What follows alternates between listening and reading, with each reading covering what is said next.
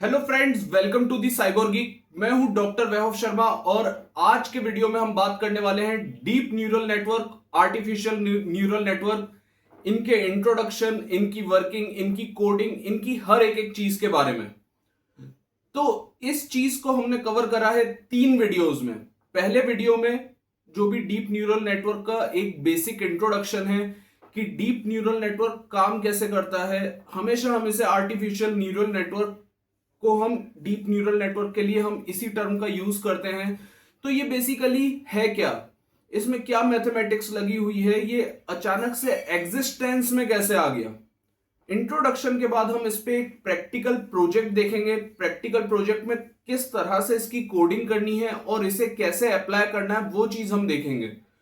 और फिर तीसरे वीडियो में हम कवर करेंगे कि इसके हाइपर पैरामीटर्स की ट्यूनिंग कैसे करनी है। हाइपर पैरामीटर की ट्यूनिंग का मतलब है कि इस चीज को, मॉडल जो भी आज हम बनाएंगे, उसे बेहतर कैसे करना है। आज यानी कि इन 3 वीडियोस की जो सीरीज है, यानी कि सेकंड वीडियो में जो हम कोडिंग करेंगे, थर्ड वीडियो में हम ये देखेंगे कि उसे बेहतर कैसे करना है। लेकिन कोडिंग, मॉडल मॉडल बनाने के पहले और डायरेक्ट प्रैक्टिकल प्रोजेक्ट डिप्लॉय करने के पहले हमें डीप न्यूरल नेटवर्क काम कैसे करता है, इसकी बेसिक वर्किंग क्या है, उसे हमें समझना है। तो स्टार्ट करते हैं आज का वीडियो। तो बेसिकली ह्यूमंस ने बहुत सारे इन्वेंशंस किए हैं नेचर से इंस्पिरेशन लेके। जी हां, जिस तरह से बर्ड्स को उनने ऑब्जर्व करा ह्यूमंस ने कि वो आसमान में फ्लाई करते हैं, तो उसके लिए विंग्स का होना बहुत जरूरी है। वही डिजाइन एरोप्लेन में लिया गया है। लेकिन क्या आप कह सकते हैं कि एरोप्लेन और बर्ड्स एग्जैक्टली सिमिलर हैं? आप ये बिल्कुल नहीं कह सकते। इसलिए मैं कह रहा हूं सिर्फ नेचर से इंस्पिरेशन लेते हैं। तो उसी तरह से जो आर्टिफिशियल न्यूरल नेटवर्क है, न्यूरल नेटवर्क, ये नाम सुनते से ही हम लोग अपने दिमाग में एक इमेज को मैप कर लेते हैं कि ब्रेन के अंदर जो न्यूरल कनेक्शंस हैं, ब्रेन के अंदर जो न्यूरॉन एक दूसरे से कनेक्टेड हैं, उसकी बात हो रही होगी। लेकिन न्यूरल नेटवर्क में जब हम मशीन लर्निंग की बात करते हैं तो हम उसकी बात नहीं कर रहे हैं। हालांकि आर्टिफिशियल न्यूरल नेटवर्क को बनाया गया बायोलॉजिकल न्यूरल नेटवर्क से इंस्पिरेशन लेकर ही है। इसलिए हम स्टार्ट करते हैं कि बायोलॉजिकल न्यूरल नेटवर्क आखिर दिखते कैसे हैं। तो बायोलॉजिकल न्यूरल नेटवर्क में यूं होता है कि जो न्यूरॉन है, जो कि बेसिक सेल है, वो सेल दूसरे न्यूरॉन से कनेक्ट रहता है। न्यूरॉन में बेसिकली क्या होता है, एक सेल की बॉडी होती है जिसमें कई सारी ब्रांचेस निकली हुई होती हैं जिसे हम डेंड्राइट्स कहते हैं। ये डेंड्राइट्स दूसरे न्यूरॉन से कनेक्ट रहती हैं। सेल बॉडी के नीचे जो ये लंबी सी लाइन होती है, इसे हम एक्सॉन कहते हैं। एक्सॉन जिन ब्रांचेस में डिवाइड रहती है, उन ब्रांचेस के टिप को हम साइनेप्टिक टर्मिनल्स कहते हैं। तो ये जो साइनेप्टिक टर्मिनल्स हैं, ये दूसरे न्यूरॉन्स के डेंड्राइट से कनेक्ट रहते हैं। ये इतना कॉम्प्लेक्स आर्किटेक्चर है, वैसे भी इसे कॉपी नहीं किया जा सकता और इसके वर्किंग प्रोसेस ही डिफरेंट है। तो एक न्यूरॉन बाकी न्यूरॉन से कनेक्ट रहता है और लगभग हमारे ब्रेन में 100 बिलियन से 200 बिलियन तक न्यूरॉन्स हैं, ऐसा साइंटिस्ट क्लेम करते हैं। तो इतना कॉम्प्लेक्स आर्किटेक्चर है। अब होता क्या है कि न्यूरॉन्स काम कैसे करते हैं। फॉर एग्जांपल कोई एक्टिविटी है तो न्यूरॉन्स केमिकल एनर्जी के थ्रू इलेक्ट्रिकल सिग्नल्स जनरेट करते हैं और वो दूसरे न्यूरॉन्स को ट्रांसमिट करते हैं। अब कोई पर्टिकुलर न्यूरॉन जब सफिशिएंट इलेक्ट्रिक सिग्नल गेन कर लेता है तो वो भी फायर हो जाता है। फायर यानी कि वो भी एक्टिव हो जाता है। तो इस तरह से ये न्यूरॉन्स काम करते हैं। अब इसी से इंस्पिरेशन लेकर आर्टिफिशियल न्यूरल नेटवर्क पे काम किया गया। आर्टिफिशियल न्यूरल नेटवर्क में सबसे पहले 1947 में किसी साइंटिस्ट ने, मैं यहां पे साइंटिस्ट का नाम नहीं लेना चाहूंगा क्योंकि हमारा सब्जेक्ट हिस्ट्री नहीं है, हमें काम करना है आर्टिफिशियल न्यूरल नेटवर्क की प्रैक्टिकल कोडिंग और वर्किंग पे। तो 1947 के अराउंड यहां पर एक न्यूरॉन, सिंगल न्यूरॉन बनाया गया जिसको मैथमेटिकली रिप्रेजेंट किया गया। ऐसा कहा जाता है कि ये जो न्यूरॉन है ये छोटे मोटे ऑपरेशंस कर सकता है, जैसे कि एंड, और गेट और नॉट गेट, लेकिन कॉम्प्लेक्स ऑपरेशन ये परफॉर्म नहीं कर सकता। फिर 1960s में इसमें कुछ डेवलपमेंट हुए, तब जाकर के परसेप्ट्रॉन का इंट्रोडक्शन हुआ। अभी परसेप्ट्रॉन क्या है मैं उसकी बात करता हूं। एक्चुअल में अभी तक डीप लर्निंग में इन्वेंशंस होते जा रहे हैं, डीप लर्निंग पे पेपर्स आते जा रहे हैं। डीप लर्निंग अभी भी इमर्जिंग फील्ड है।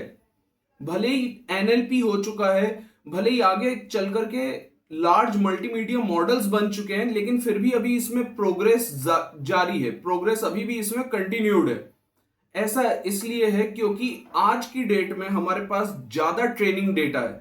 डीप लर्निंग की एल्गोरिदम बिना ट्रेनिंग डेटा के इतनी एफिशिएंट नहीं है। लेबल्ड ट्रेनिंग डेटा से अगर हम जितने अच्छे से डीप लर्निंग मॉडल्स को ट्रेन करते हैं तो उतना अच्छा रिजल्ट होता है। तो पास्ट में इतने ज्यादा ह्यूज डेटा सेट नहीं थे, और आज की डेट में ऐसा कोई डेटा सेट नहीं है जो हमारे पास किसी भी ऑब्जेक्ट का डेटा सेट अवेलेबल ना हो, और नहीं है तो हम उसे जनरेट कर सकते हैं। तो ये आज की पावर है। तो उस वजह से 1960 में जब परसेप्ट्रॉन बना, फिर उसके बाद लगभग 20 साल तक कुछ हुआ ही नहीं। 1980 से डेवलपमेंट इस फील्ड में स्टार्ट हुआ जब मल्टी लेयर परसेप्ट्रॉन बने। अब मैं बात करता हूं परसेप्ट्रॉन है क्या।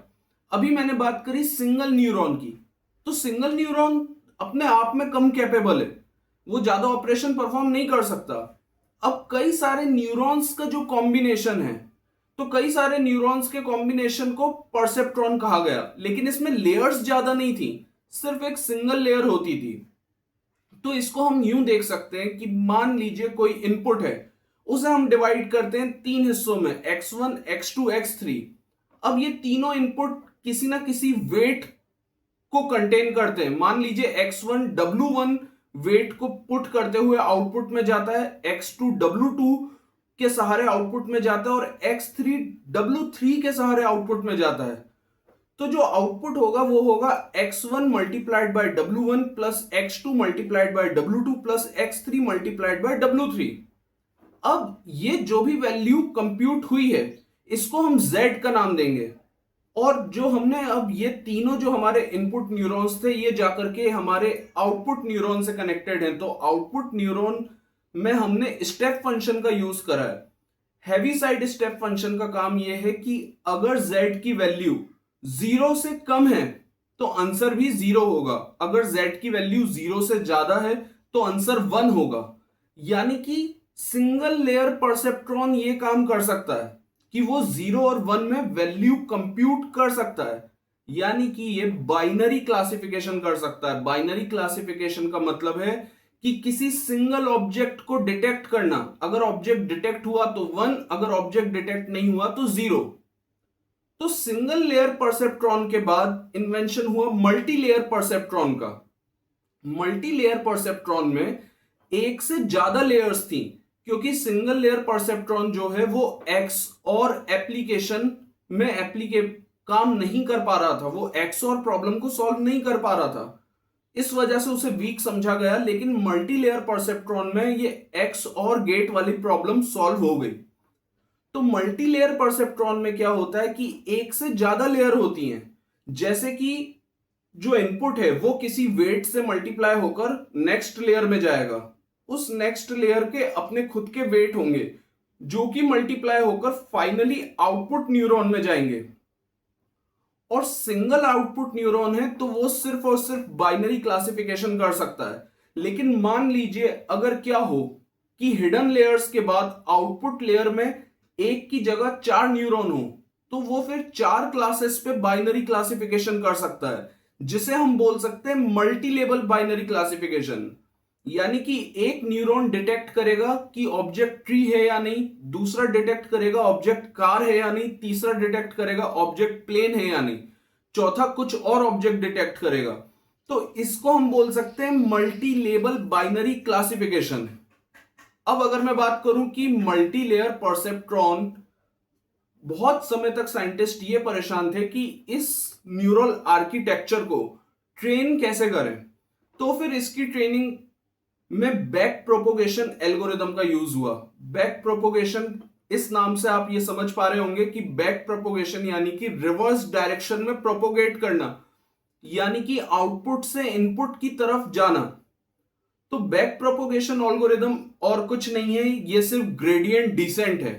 मॉडल को ट्रेन करने का मतलब कुछ नहीं है, मॉडल को ट्रेन करने का मतलब ये है कि जो वेट्स हैं उन वेट्स की हमें वो वैल्यू फाइंड करनी है जिसपे मॉडल की प्रिडिक्शन कम से कम गलत हो, यानी कि मॉडल जो प्रिडिक्ट कर रहा है उसमें एरर कम से कम हो, तो वो एरर मिनिमाइज करने के लिए हमें वेट को अपडेट करते रहना है।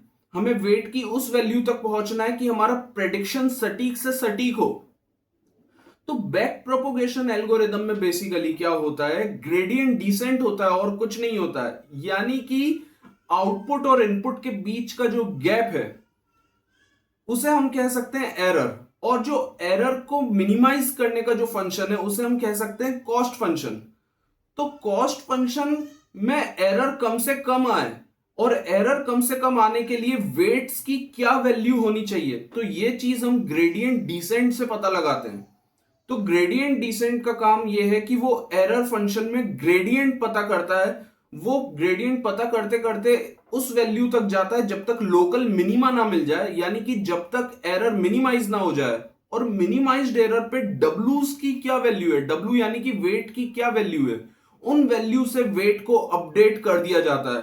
तो ये प्रोसेस तब तक चलती रहती है जब तक हमें डिजायर्ड आउटपुट ना मिल जाए। तो मल्टीलेयर परसेप्ट्रॉन में बैक प्रोपोगेशन एल्गोरिदम जो यूज होती है, इससे वो ट्रेन होता है, और इस नेटवर्क को हम फीड फॉरवर्ड न्यूरल नेटवर्क भी कह सकते हैं। फीड फॉरवर्ड, अभी तो मैंने बैक प्रोपोगेशन की बात करी, अब मैं बात कर रहा हूं फीड फॉरवर्ड न्यूरल नेटवर्क।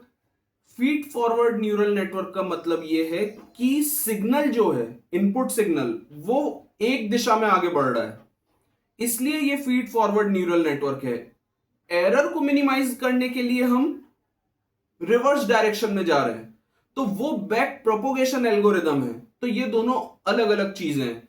तो इस तरीके से हम मॉडल की ट्रेनिंग करते हैं, और जब फीड फॉरवर्ड न्यूरल नेटवर्क, जिसे हम आर्टिफिशियल न्यूरल नेटवर्क कह सकते हैं, आर्टिफिशियल न्यूरल नेटवर्क में अगर ज्यादा हिडन लेयर्स हम यूज करते हैं, इसमें हम कई सारी हिडन लेयर्स यूज करते हैं, तो हम इसे डीप न्यूरल नेटवर्क कहते हैं। डीप न्यूरल नेटवर्क यानी कि कई लेयर्स के बाद हम इनपुट से आउटपुट पे पहुंच रहे हैं, तो वो हमारा डीप न्यूरल नेटवर्क है।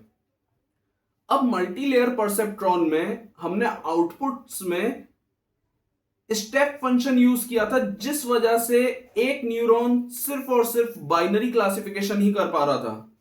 अगर हमें मल्टी क्लास क्लासिफिकेशन करना है, यानी कि 10 क्लासेस में आइडेंटिफिकेशन करना है, तो वो हम कैसे करेंगे, तब हम यूज करेंगे स्टेप फंक्शन नहीं, हम आउटपुट में यूज करेंगे सॉफ्टमैक्स फंक्शन, यानी कि सभी आउटपुट न्यूरॉन्स को हम सॉफ्टमैक्स फंक्शन से कनेक्ट करेंगे। तो सॉफ्टमैक्स फंक्शन से कनेक्ट करने से क्या होता है, जिस तरह से स्टेप फंक्शन सिर्फ दो वैल्यूज देता है, आइदर 0 और 1, उसी तरह से जो सॉफ्टमैक्स फंक्शन होता है वो 0 से 1 के बीच में नंबर्स देता है। तो फॉर एग्जांपल हमें 10 क्लासेस में प्रिडिक्शन करना है, 10 क्लासेस में से एक क्लास है ट्री, हमें ट्री का भी प्रिडिक्शन करना है, ट्री का क्लासिफिकेशन करना है, तो वो हम कैसे करेंगे। अगर सॉफ्टमैक्स फंक्शन ट्री के लिए सबसे ज्यादा वैल्यू दे रहा है, यानी कि 0.9, 0.8, और बाकी क्लासेस के लिए अगर सॉफ्टमैक्स फंक्शन उससे कम वैल्यू दे रहा है, तो हम कह सकते हैं कि जो इमेज को हम आइडेंटिफाई कर रहे हैं, क्लासिफाई कर रहे हैं, जिस ऑब्जेक्ट को हम क्लासिफाई कर रहे हैं, उसकी ट्री होने की प्रोबेबिलिटी अगर सबसे ज्यादा है तो वो ट्री है।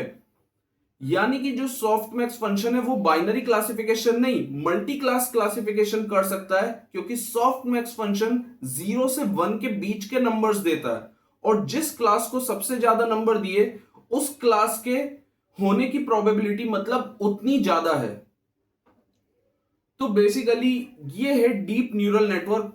अगले वीडियो में हम multi class classification with the help of coding कर देख लेंगे, जिसमें कि हम कोडिंग से रिजॉल्व करेंगे 10 क्लास में क्लासिफिकेशन, हम न्यूरल आर्किटेक्चर डिजाइन करेंगे आर्टिफिशियल न्यूरल नेटवर्क, और उस पर हम डिस्कशन करेंगे, और फिर नेक्स्ट वीडियो में हम उसके हाइपर पैरामीटर्स की ट्यूनिंग करेंगे।